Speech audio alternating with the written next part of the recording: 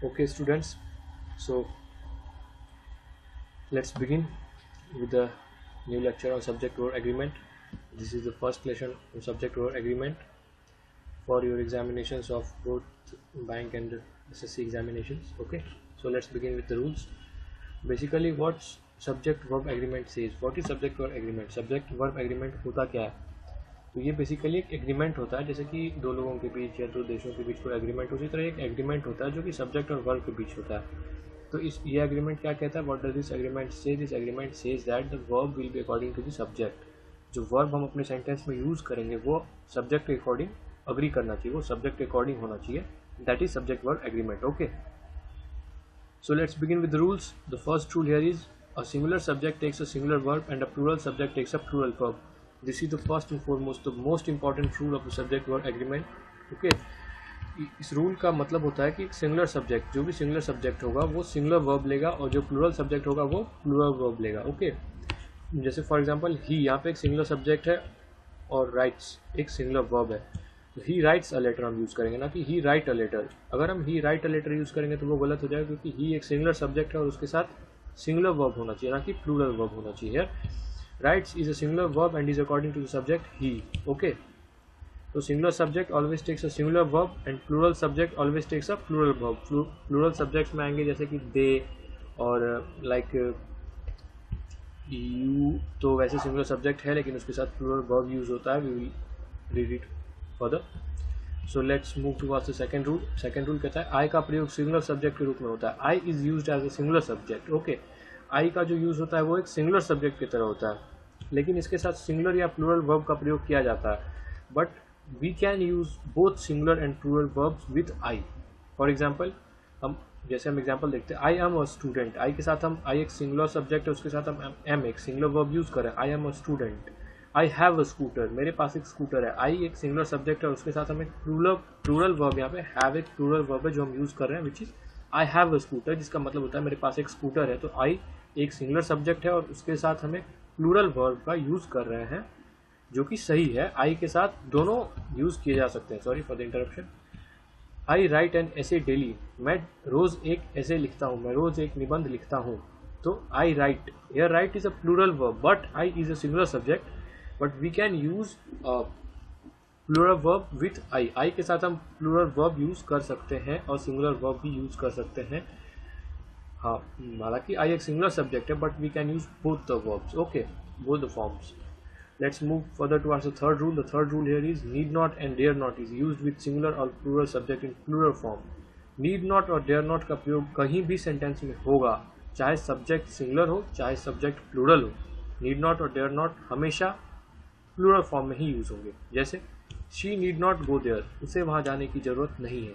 अगर हम कहते हैं कि उसे जाने की जरूरत है, अगर हम ऐसा सेंटेंस कहते हैं तो इसका मतलब होगा she needs to go there. If we will use the sentence in positive sense, the sentence will be like she needs to go there. Sentence ऐसा बनेगा, she needs to go there, उसे वहाँ जाने की जरूरत है। हम शी के साथ नीड्स यूज करेंगे अगर, तो जैसे मैं यहाँ पे आपको लिख के बताता हूँ for better understanding. Okay, she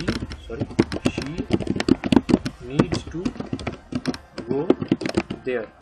okay, उसे वहाँ जाने की जरूरत है। तो जब हम यहाँ पे शी के साथ सिंगुलर सब्जेक्ट के साथ क्या यूज कर रहे हैं, सिंगुलर वर्ब यूज कर रहे हैं, नीड्स।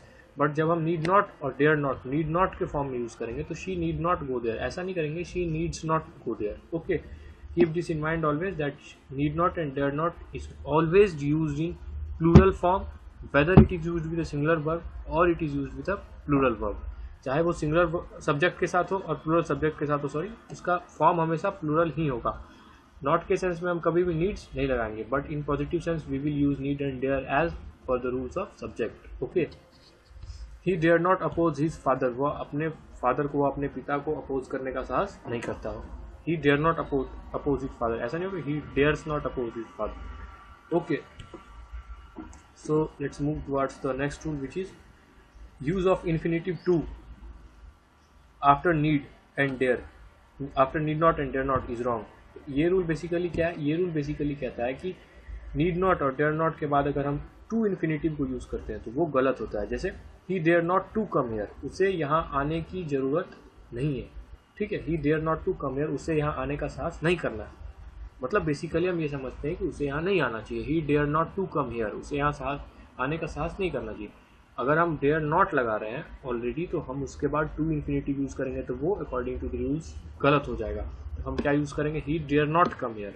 ओके, तो the use of infinitive to after need not and dare not is wrong. Dare not और नीड नॉट के बाद हम इन्फिनेटिव टू कभी भी यूज नहीं करेंगे। So let's move further towards our fifth rule which is pair of words, pair words like bread and butter. जो word हमारे पेयर में होते हैं जैसे bread and butter, rice and curry, hammer and sickle, rise and fall, horse and carriage. Basically pair words का मतलब होता है कि जो दो वर्ड अलग अलग हैं, दो नाउन अलग अलग हैं, लेकिन जब हम उनको यूज करेंगे तो वो फॉर्मेशन होगी एक कंप्लीट का सेंस देंगे। For example bread and butter, अगर आप कहीं भी नाश्ते में अगर ब्रेड एंड बटर लो तो आप ऐसा तो नहीं कि एक बार ब्रेड खाते हो दूसरी बार बटर खाते हो, आप ब्रेड के ऊपर बटर लगा के साथ में खाते हो, तो that gives a sense of togetherness. Horse and carriage, जैसे घोड़ा गाड़ी, तो ऐसा नहीं है घोड़ा अलग चलता है गाड़ी अलग चलती है, वो साथ में जुड़ के एक दूसरे से जुड़ के चलते हैं। तो that makes a complete sense. Whenever there are nouns which gives complete sense, those nouns are called pair words. Okay, so always keep in mind pair words. These are some of the pair words here I have mentioned. When used as the subject of the sentence, जब हम pair words को subject की तरह use करेंगे तो ये हमेशा singular verb लेगा। जैसे bread and butter is my favorite breakfast, ना कि bread and butter are my favorite breakfast, ये लगाएंगे तो गलत हो जाएगा। Okay, rice and curry is a popular dish, rice और करी जो एक पॉपुलर डिश है, क्योंकि जब हम डिश के तरह राइस और करी को खाते हैं तो हम राइस और करी को मिला के खाते हैं, ऐसा नहीं है कि एक बार राइस खाते हैं दूसरी बार करी खाते हैं। तो rice and curry is a popular dish. Always keep in mind that whenever pair of words give the sense of togetherness we will use it as a singular subject, okay, not as a plural subject. But there is a exception, there is a note in this case, so you need to keep in mind this also that यदि ऐसे pair nouns, अगर ऐसे pair of nouns हैं जो दो different चीज़ों को depict करते हैं, जो अलग अलग चीज़ों का बोध कराए, तो वर्ब जो है जो यूज होता है वर्ब वो कौन सा होता है, प्लूरल होता है। जो वर्ब यूज होता है वो कौन सा होता है, प्लूरल होता है। ओके, तो फॉर एग्जांपल जैसे हम देखते हैं packets of bread and butter were distributed, तो यहाँ पे हम जानते हैं कि ब्रेड और बटर दोनों साथ में यूज हुआ, लेकिन जब हम इसको सेंस में देखें तो कैसा सेंस दे रहा है, packets of bread and butter, bread और बटर के पैकेट्स डिस्ट्रीब्यूट किए गए। तो ऐसा तो नहीं है कि ब्रेड का और बटर को मिला के ब्रेड के ऊपर बटर लगा के फिर पैकेट बनाया गया होगा।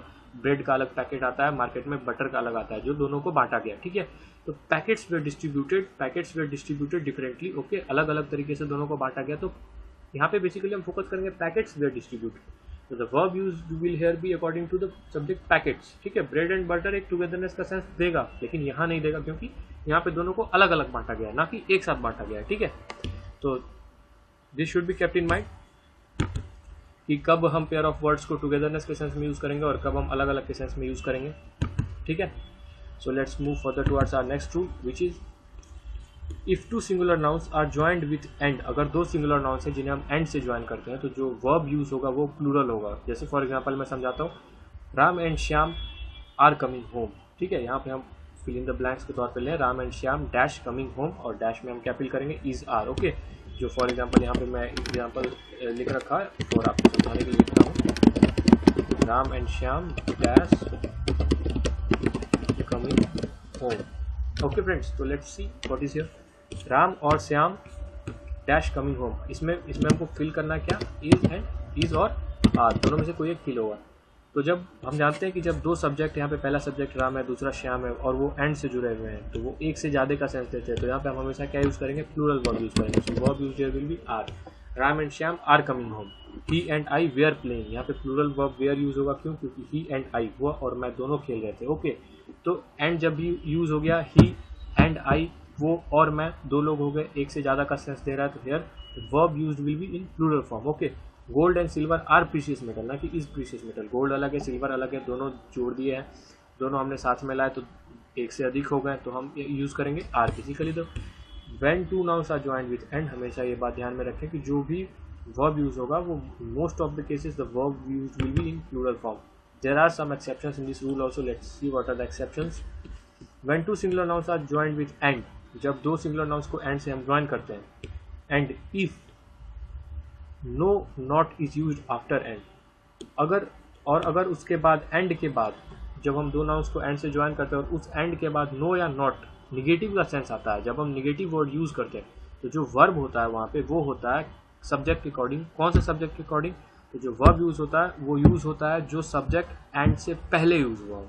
ठीक है, जो सब्जेक्ट एंड से पहले आता है उसके अकॉर्डिंग वर्ब होता है, हमेशा याद रखें। फॉर एग्जाम्पल यहाँ पे मैं समझाता हूँ, आई एंड नॉट माई ब्रदर। यहाँ पे हम देखते हैं पहला सब्जेक्ट हमारे पास आई आया, इसके बाद हमने यूज़ किया एंड आगे एक और सब्जेक्ट ज्वाइन करने के लिए, बट एंड के बाद हमने क्या लगाया, नॉट लगाया, मतलब नेगेटिव वर्ड यूज़ किया, my brother have done this. तो ये जो हैव यहाँ पे वर्ब आया ये किसके अकॉर्डिंग आया, तो ये वर्ब किस सब्जेक्ट से एग्री करता है, ये वर्ब एग्री करेगा एंड से पहले वाले सब्जेक्ट के अकॉर्डिंग। तो जब भी दो सब्जेक्ट एंड से जुड़े हों और जब अगर एंड के बाद नो या नॉट का यूज हुआ हो तो हम हमेशा उस सब्जेक्ट के अकॉर्डिंग वर्ब को रखेंगे जो एंड से पहले होगा। अगर एंड से पहले सिंगुलर सब्जेक्ट है तो the verb will be singular, अगर एंड से पहले प्लूरल सब्जेक्ट है तो the verb will be plural. Okay, for example in second example में देखते हैं ओनली बॉयज, केवल लड़के, यहाँ पे बॉयज है, so keep in mind that here is the boys plural. Okay, only boys and not the girl, जब and के बाद फिर यहाँ से नॉट का यूज हुआ है, द गर्ल आर गिल्टी, तो here we will not use the verb according to the girl. Okay, क्योंकि नॉट के बाद वाले सब्जेक्ट के अकॉर्डिंग हमें वर्ब नहीं रखना है, हमें एंड के पहले वाले सब्जेक्ट के अकॉर्डिंग वर्ब रखना है। जब भी ऐसा स्ट्रक्चर मिले जहाँ पे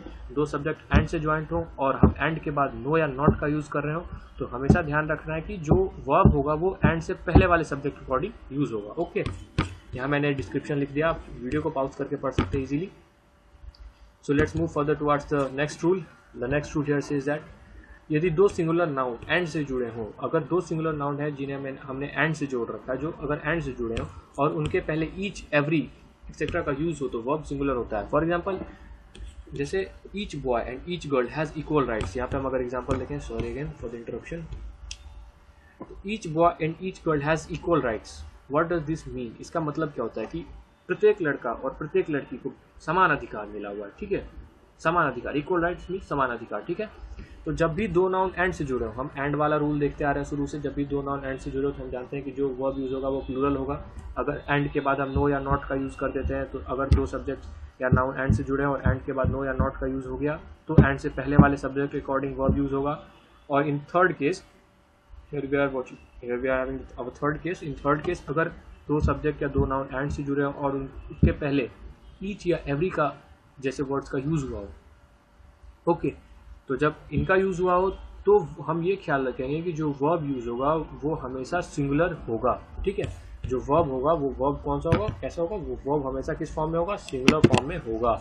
तो हमेशा हमें याद रखना है, जैसे each boy and each girl has equal rights, यहाँ पे सिंगुलर वर्ब हमने हैज लगाया ना हैव लगाया। प्रत्येक लड़का और प्रत्येक लड़की को समान अधिकार है, प्राप्त है। ठीक है, every man woman and child, यहाँ पे हम दो से ज़्यादा सब्जेक्ट यूज करें, every man woman and child. ठीक है, was injured in the accident, ना कि वर इंजर्ड इन द एक्सीडेंट। प्रत्येक व्यक्ति, प्रत्येक पुरुष, महिला और बच्चे जो है बच्चा वो एक्सीडेंट में घायल हो गया था। ठीक है, was injured in the accident.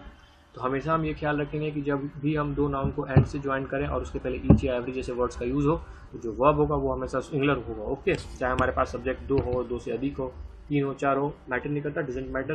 What matters is the verb will be used will be in singular form. Okay, वो हमेशा सिंगुलर फॉर्म में होगा। So let's move further towards our next rule, rule number 9, which is if two nouns and pronouns are joint with the following words, अगर दो noun और pronoun नीचे दिए गए वर्ड से ज्वाइंट किए गए हो तो जो वर्ब होगा वो किसके अकॉर्डिंग होगा हम ये देखते हैं। जैसे कुछ वर्ड्स हैं जैसे जो कनेक्ट करते हैं, कनेक्टर वर्ड्स हैं जैसे as well as, like, in addition to, besides, with, accompanied by, led by, together with, headed by, guided by, along with. ये कुछ वर्ड्स हैं जो जोड़ने का काम करते हैं, दो क्लाउड्स को, दो सब्जेक्ट्स को, इनको जोड़ने का काम करते हैं। तो जो वर्ब होगा वो किसके अकॉर्डिंग यूज होगा, जब ऐसे वर्ड से सेंटेंस जुड़े रहेंगे तो हम देखते हैं नीचे। Okay, my partners as well as I were ruined.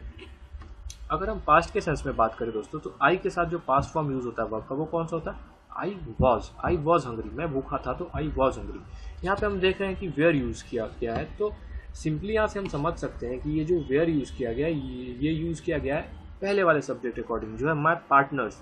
तो हियर यहाँ पे हमें फोकस करने की चीज़ क्या है कि जब भी कोई भी सेंटेंस या कोई भी फ्रेज, सब्जेक्ट, क्लाउज इन वर्ड्स से जुड़ा हो जो as well as, like, in addition to, besides हैं, इन सारे वर्ड से जुड़ा हो तो हम जो वर्ब यूज़ करेंगे वो यूज़ करेंगे उस वर्ड के पहले वाले सब्जेक्ट के अकॉर्डिंग, जो सब्जेक्ट उससे पहले आएगा। जैसे अगर हम बात करें विथ की तो Ram with his friends dash coming, तो अगर हम वहाँ पे यूज़ करेंगे तो इज कमिंग यूज़ करेंगे क्योंकि Ram with his friends, with से पहले क्या आ रहा है, राम आ रहा है, तो हम बात करेंगे विथ से पहले वाले सब्जेक्ट की। जैसे हम दूसरे सेंटेंस में समझते हैं he as well as you is tired, हम आर नहीं लगाएंगे यू को देख के, क्योंकि जब भी as well as, together with ऐसे वर्ड्स आते हैं तो हम कौन सा सब्जेक्ट यूज करते हैं, फोकस करते हैं कौन से सब्जेक्ट पे, पहले वाले सब्जेक्ट पे, जो सब्जेक्ट पहले आए, ठीक है।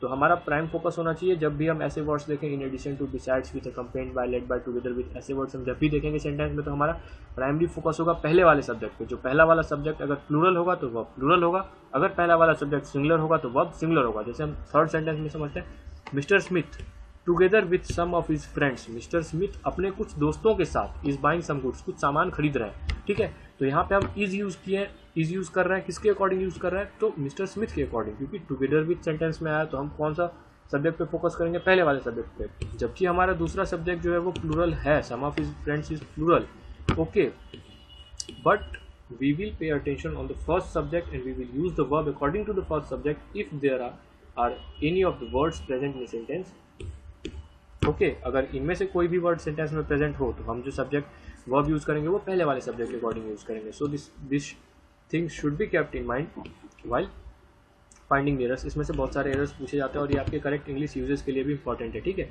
So let's move further towards our tenth rule which is if two subjects are joined with not only but also, these are the words which join sentences, okay। not only Ram but also Shyam is coming, ना केवल राम उसके साथ साथ श्याम भी आ रहा है, इसका ऐसा सेंस आता है neither nor, ना तो ये और ना ही ये, either और या तो ये और या फिर ये, ऐसा सेंस आता है अगर कोई सब्जेक्ट्स इन वर्ड से ज्वाइंट किए हुए हैं, ठीक है। अगर उनमें सेंटेंसेस में या सब्जेक्ट्स में इनका यूज़ किया गया हो ज्वाइन करने के लिए, तो कैसे हम वर्ब को यूज़ करेंगे हम देखते हैं। The verb used will be according to the subject which comes at the second place. जैसे यहाँ पे हम कैसे यूज़ कर रहे थे, इससे पहले वाले एग्जांपल में यहाँ पे हम यूज़ कर रहे थे जो इस वर्ड से पहले के सब्जेक्ट के अकॉर्डिंग वर्ब डाल रहे थे, ठीक है। एंड वाले में एंड से पहले के अकॉर्डिंग वर्ब डाल रहे थे, but not only but also, neither nor, either और जब भी आएगा तो हम दूसरे वाले सब्जेक्ट के अकॉर्डिंग वर्ब डालेंगे, जो कि वर्ब से नियरेस्ट सब्जेक्ट जो होगा, वर्ब से सबसे नज़दीक जो सब्जेक्ट होगा हम उसके अकॉर्डिंग डालेंगे। जैसे फॉर एग्जाम्पल हम समझते हैं नीदर यू, ना ही तुम, नॉर योर फ्रेंड्स और ना ही तुम्हारे दोस्तों ने, हैव डन दिस, ना ही तुमने और ना ही तुम्हारे दोस्तों ने किया है। तो यहाँ जो हम वर्ब यूज़ कर रहे हैं हैव, ये हम किसके अकॉर्डिंग यूज़ कर रहे हैं, ये हम यूज़ कर रहे हैं जो उसकी नियरेस्ट सब्जेक्ट है। नियरेस्ट सब्जेक्ट कौन सा है, सबसे नज़दीक, योर फ्रेंड्स। ऐसे भी आप समझ सकते हैं कि the verb will be according to the nearest subject, okay. जो नियरेस्ट सब्जेक्ट है उसके अकॉर्डिंग वर्ब होगा, या फिर आप ऐसे समझ सकते हैं कि जो वर्ब होगा वो नॉर के बाद वाले सब्जेक्ट के अकॉर्डिंग होगा। अगर हम इस सेंटेंस की बात करें, नॉट ओनली बट ऑल्सो की बात करें, तो जो वर्ब होगा वो बट ऑल्सो के बाद वाले सब्जेक्ट के अकॉर्डिंग होगा। जो वर्ब होगा वो और के बाद वाले सब्जेक्ट के अकॉर्डिंग होगा, ना कि आइदर के बाद वाले। हम आइदर के बाद वाले सब्जेक्ट के अकॉर्डिंग कभी भी वर्ब का यूज नहीं करेंगे। जो भी वर्ब यूज होगा वो बट ऑल्सो, नॉर या और के बाद वाले सब्जेक्ट के अकॉर्डिंग होगा, मतलब कि दूसरे वाले सब्जेक्ट के अकॉर्डिंग होगा। ये हमें फोकस रखना है। और दूसरा वाला सब्जेक्ट क्या होगा, वो वर्ब से नियरेस्ट होगा, तो हम उसके अकॉर्डिंग यूज करेंगे वर्ब को, ओके। इन सेकंड एग्जांपल में समझते हैं, नॉट ओनली द बॉयज, ना केवल लड़के, but also the teacher is watching TV, ना केवल लड़के देख रहे हैं बट उसके साथ साथ कौन, टीचर भी टीवी देख रहे हैं, ठीक है। वैसे तो गलत कर रहा है, टीचर को नहीं देखना चाहिए, but not only the boys but also the teacher is watching TV. तो यहाँ पे जो हम वर्ब इज का यूज करेंगे वो किसके अकॉर्डिंग होगा, हमारे बट ऑल्सो के बाद वाले सब्जेक्ट के अकॉर्डिंग। वो क्या है, the teacher is singular, okay. So we are using the singular verb here. तो हम यहाँ पे इज यूज कर रहे हैं किसके अकॉर्डिंग, द टीचर के अकॉर्डिंग। द टीचर वर्ब से नियरेस्ट सब्जेक्ट है और बट ऑल्सो के बाद वाला सब्जेक्ट भी वही है, तो हम उसके अकॉर्डिंग वर्ब को यूज़ करेंगे। So that's all for the lecture. बाकी के सब्जेक्ट वर्ब एग्रीमेंट के कुछ इंपॉर्टेंट रूल्स और भी हैं जो हम सेकेंड लेसन में देखेंगे। I will bring the second lesson soon. Okay friends, if you like the video, please do share the video and subscribe the channel. Thank you for watching.